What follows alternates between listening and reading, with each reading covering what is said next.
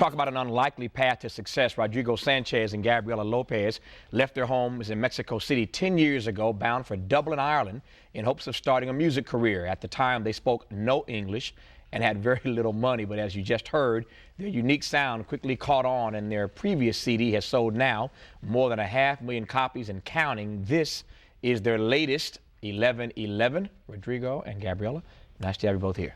Thank you very much much for having us. How and why Dublin? Why Dublin? You're from Mexico City. Why you end up in Dublin trying to start a music career? Well, the idea was to travel, to play and travel, and we wanted to start in Europe. So we wanted to start in different countries, and we wanted to go to somewhere that we didn't know anything about. And so someone suggested us go to Ireland, so we say, why not? We don't know anything about it. So we end up there, and we planned to stay there for 15 days, Right. and then move to other country, but then we ran out of money, so we couldn't go anywhere. Yeah. Yeah. So, Why go someplace, Rodrigo, where you don't know anything about the culture, you don't speak the language? Why? That's pretty risky. Yeah, I still, wondering why we did it. But I think the plan was to learn, something, new. We didn't want to go to Spain, which, was kind of the obvious Right. place to go, and it was going to be the same for, the big cities, and somewhere small sounded good to us, and pretty unknown, and that was the idea. And we certainly found that. Yeah. What's the challenge of getting people to appreciate your music when you can't communicate to them in their language? I mean, music, of course, is its own language. Yeah. But what's the challenge of getting someone to understand what you're trying to say in your music when you can't communicate with them in their native language? Well, I think first of all, because we're starting off playing, we're starting off in a metal band in Mexico first of all. Then we give up that, and we end up playing that's a duet. And we didn't care about getting famous or get an album out. We just wanted to play and learn more about music and all that thing. So we didn't care too much about communication that way. We just wanted to play and keep traveling. But then eventually we got a record deal and all that. And then we discovered that people was attracted to our music in other languages, English-speaking languages in all the Northern European countries. And mainly because we're singing in Spanish or anything, because they could relate to us, So, and I think it's more challenging try to sing in Spanish and go to those audiences and try to communicate like that, So. How would you, Rodrigo, describe what your music is? Gabriela has told the story. You started out in metal. You've obviously developed your own sound these days. How would you describe what your sound is? Well, we often get that question, and it's we don't like to label, Right.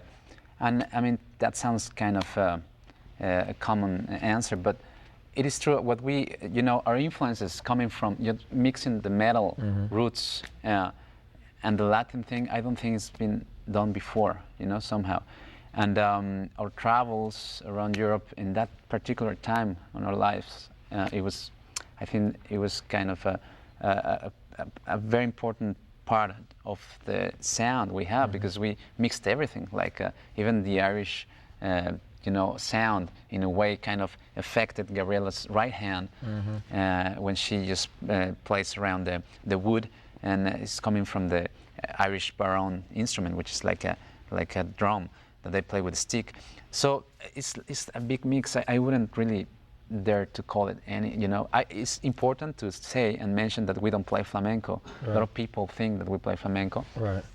But flamenco is it's pretty serious, and flamenco lovers, they're purists. And you know what I'm saying? So, I mean, we love flamenco and all that, but you don't confuse that. Yeah, I hear your answer. It's a mixture of metal and Latin and some other influences.